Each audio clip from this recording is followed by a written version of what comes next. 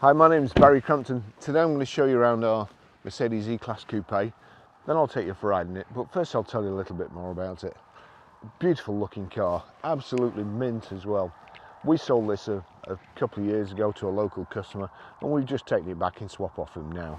It's a 2.1 E220d BlueTEC AMG line, G-Tronic. It's 2016 on a 65 plate, has done 34,825 miles. Fuel economy, urban 47.9 miles per gallon, extra urban 65.7 miles per gallon, and combined is 57.7 miles per gallon. Very economical for the size of the car. Has a top speed of 145 miles per hour out of a 4-cylinder, 175 brake horsepower, 16-valve engine. I really like the pillarless coupe design. Drives great, very economical too. Car's absolutely mint, or at least it was. I looked out the window this morning, I thought, oh, it's a nice day, it's dry, it's not icy, car will look beautiful, it's just been cleaned. And then on the motorway coming up, a concrete lorry overtook me, and you know the chute at the back, there's stuff spraying all over the motorway. Unfortunately it's gone all over the car, but it will wipe off, so I'll get Lance to do that when I get back. But more about the car anyway. I'll just show you the design, the coupe. If I just turn that on and then put both these down, there you go. I just think that's beautiful. It's got great lines, good colour combination, black with black. AMG 5 twin spoke alloy wheels, dark silver metallic and diamond cut. They look great. Big Mercedes emblem in the centre of the grille. It has the Mercedes-Benz LED intelligent light system, front parking sensors, the low chin spoiler with the kind of chrome trim on, matches the grille. Looks really good, really impressive from the front. Along the sides, chrome window surrounds. It doesn't have rear privacy glass and it looks absolutely fantastic with the glass all one colour and the black. It's beautiful from the back too. There's kind of a little spoiler built into or styled into the boot. It's not really power open boot. That's the spring that does that.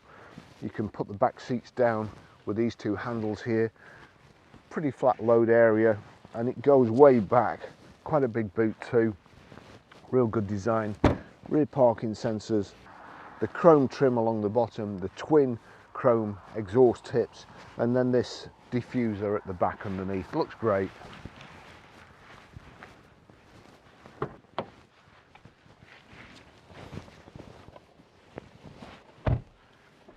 Mercedes key, foot on the brake. As you can see, it's not a blade, it's kind of a transponder, so that just plugs in there. Just tell you the service history. 28th of the 7th 2017 at 10,996 miles, Mercedes-Benz Birmingham. 29th of the 8th 2019 at 15,964 miles, CPM Car Services. 22nd of the 1st 2020 at 22,594 miles, CPM Car Services. And we'll do it again before it goes out. As I say, absolutely beautiful car. Just before, there's a button here, and it looks like an exhaust. I'm sure I've done this before, but it looks like an exhaust. So I was pressing it, trying to listen for the exhaust sound to change, and of course it just sends this out. It does it automatically when you get in, but it must be I don't know, must be another safety feature just in case. Mercedes-Benz gear lever is on the right hand side. I always moan about it because I think it should be there.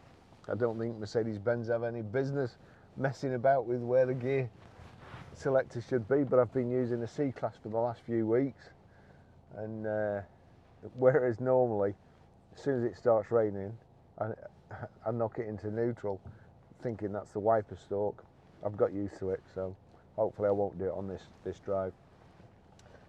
It's a really good looking car, this. It's got lovely lines. It suits it. It suits the grille. Actually, I'm just going to put my sunglasses on. The sun's quite low down. It's a bit bright. Nothing coming apart from this Porsche, which is probably depreciated by about £2,000 as it was passing us.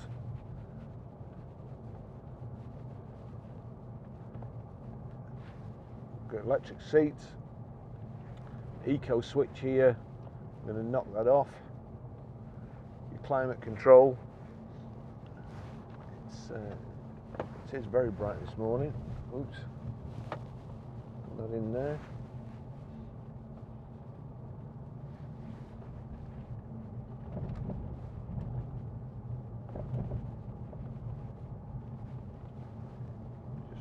Just turn the audio system on.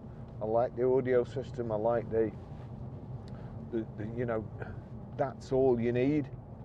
Why do you need a big screen with a sat nav on? Let's see. He must have been. Question. That's my audio book. Let's just we'll just put it on radio and turn it down. I don't want to lose my place.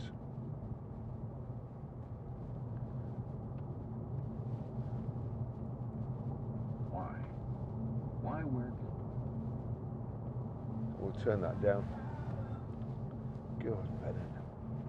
It's definitely one of those days today, honestly. I did all the photographs, did all the outside videos, and then come to do my walk round.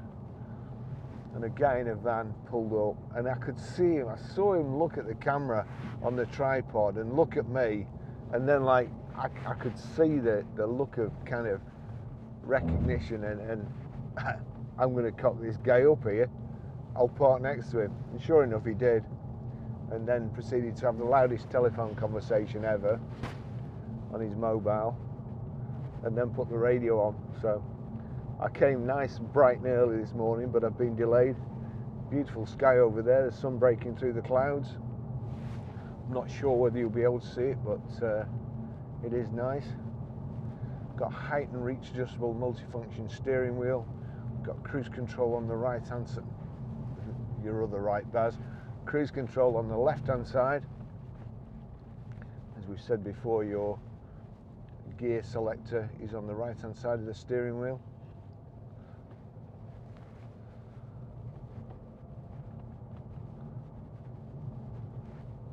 So I also got splashed with what appeared to be concrete water, let's say, because it does wipe off. Otherwise I'd have been doing a U-turn and going straight back to the car wash or straight back to Lance to get it off quickly.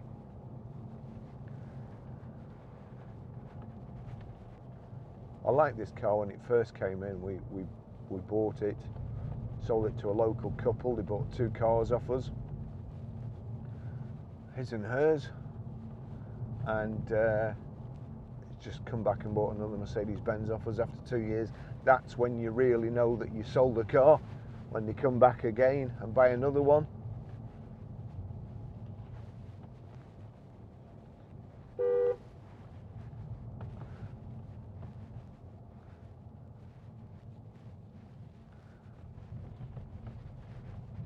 Chap there with his collie dog, his sheepdog. Reminds me of, I watched Clarkson's Farm over the weekend, binge watched it.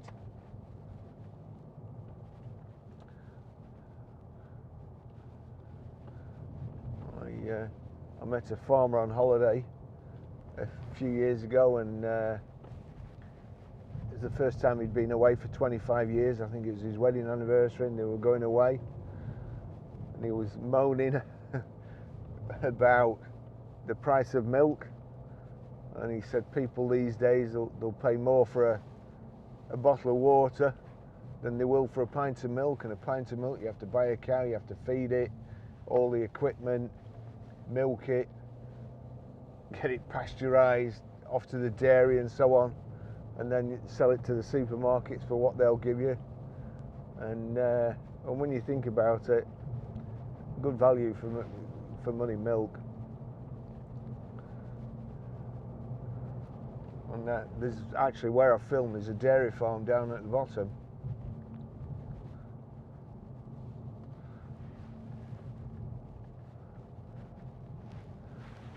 Nice front centre armrest here. There's a little compartment here which I love. I don't know what would go in there. Perhaps the key would fit in there if it was keyless ignition. But there should be, the start button should be in there, shouldn't it? Really, that, or an ejector seat button. And then you've got, let's just see, there's a cubby hole there. But I suppose with the gear lever not being there, the gear selector not being there, you've got, it makes it feel roomier in the front. The dash and all the materials are beautiful. This brushed aluminium and this checker plate here, and the matching insets on the door cards and the dashboard, the gear tunnel.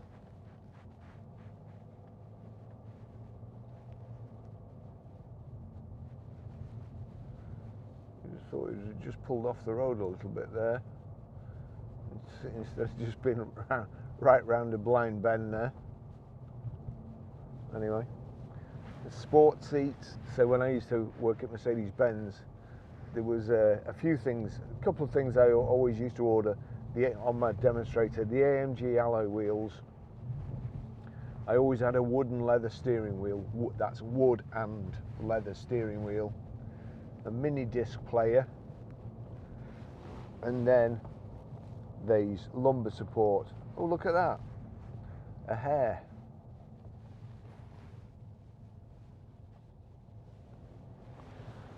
The lumbar support here,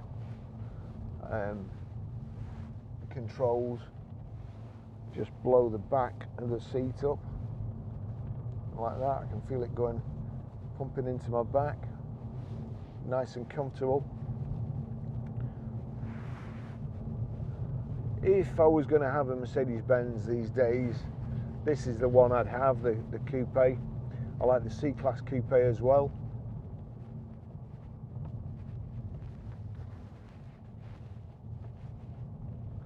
Much prefer them to BMWs.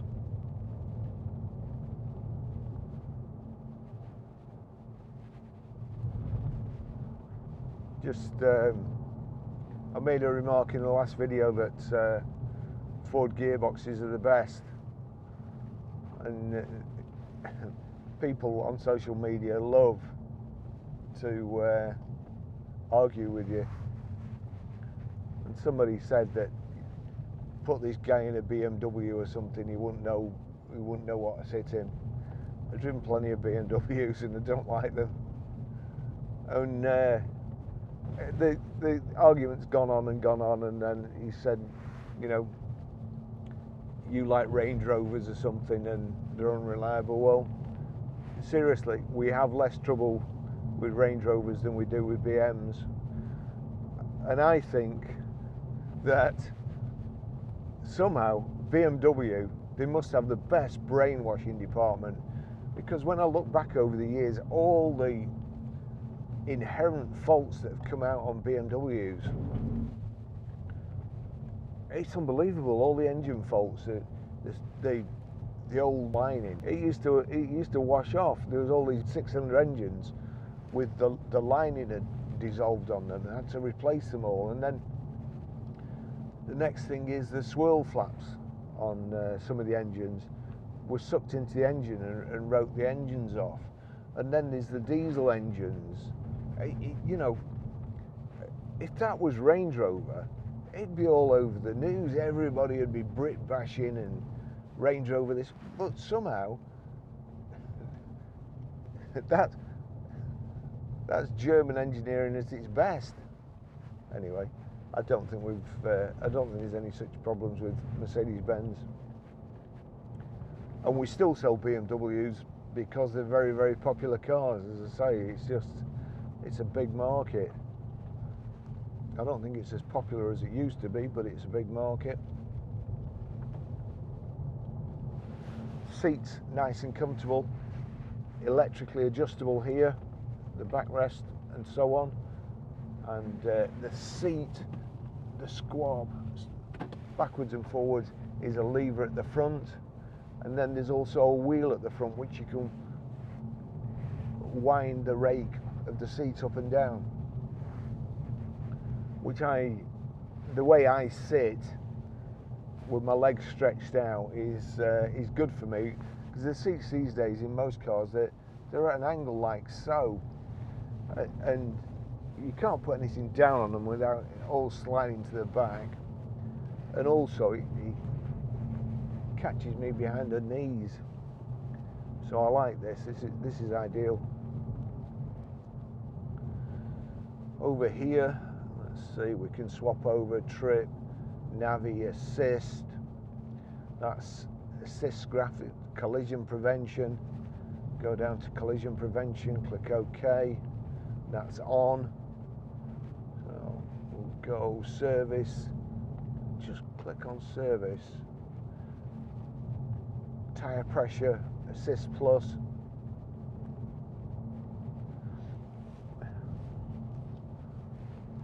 oops, big pothole. I think there's another one just round here. Yep, there is.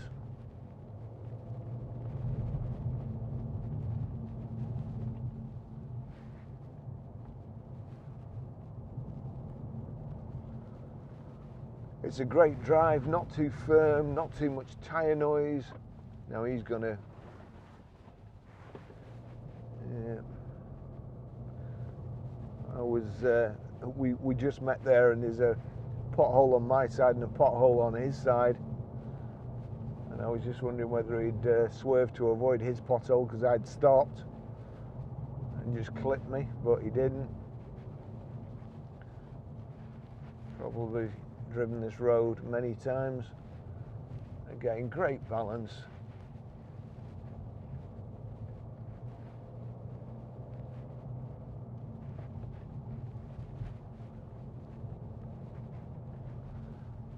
Sheep in the road there. So we've got paddle shift here. There we go.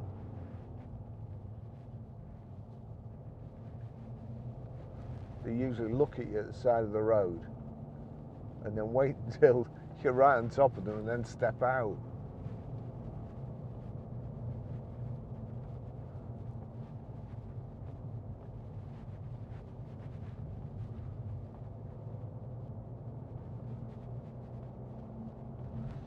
I like the clock as well, proper clock. You know, if you want to know what time it is, you've got so much other information going on, and if it's a digital clock, like up there in the corner, it all seems to meld in to all the other information, whereas you've just got a proper clock there that tells you the time.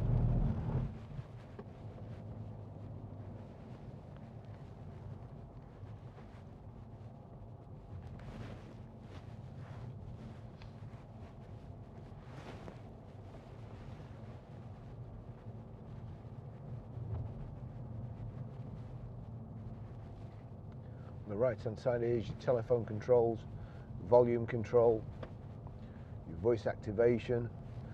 Over here you can use this control here, just flip towards the front of the car and change media. Just go onto Navi, click Navi. That's showing you where we are now, but also you've just got buttons, media, telephone, nav, map, I think, yeah. So nav, you want to Sorry, that's radio.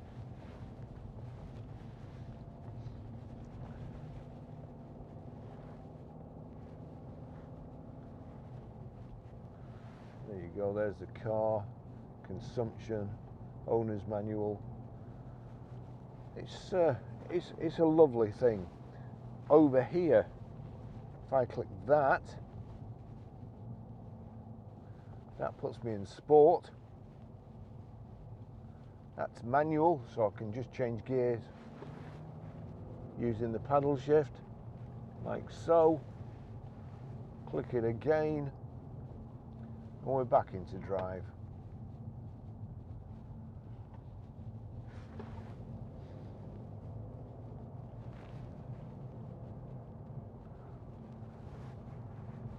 Seems to have gone a little bit dull now. No need for the sunglasses anymore.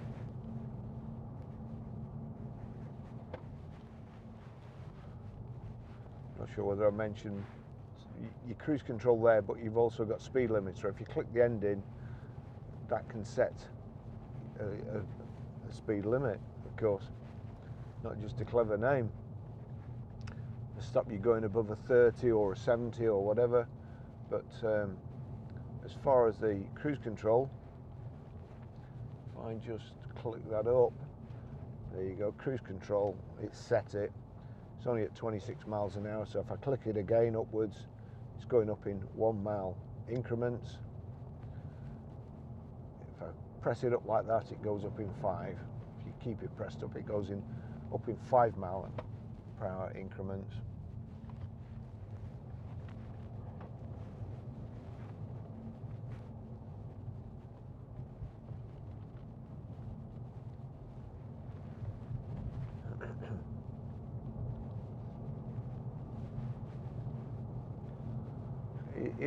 It's lovely to drive this car. It just wafts along. The chap was upset to get rid of it, but I think they needed a 4-wheel drive for the dogs. They needed it for something anyway.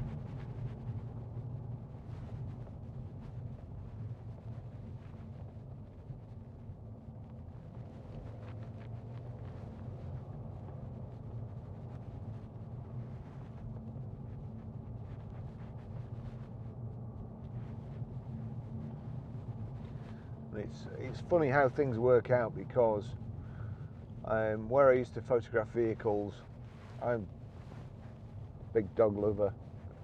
I always make a fuss of dogs and say hello to them, much to my girlfriend's annoyance, because she thinks I'm mental. But a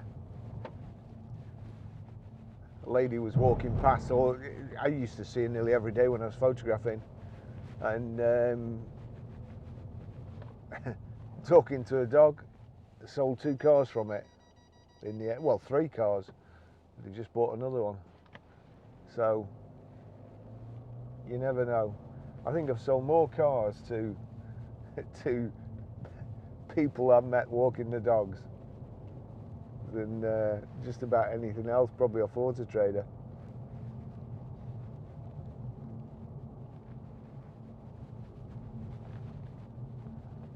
Very, very good looking car, this. So I love the pillarless coupe design. It's a classic.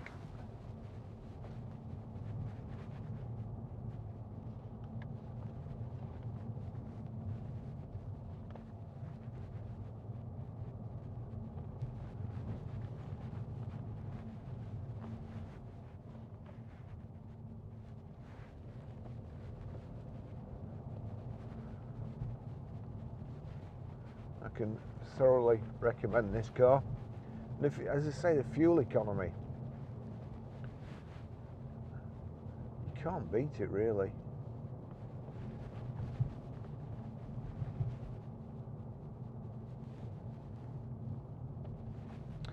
So that's it, pretty much.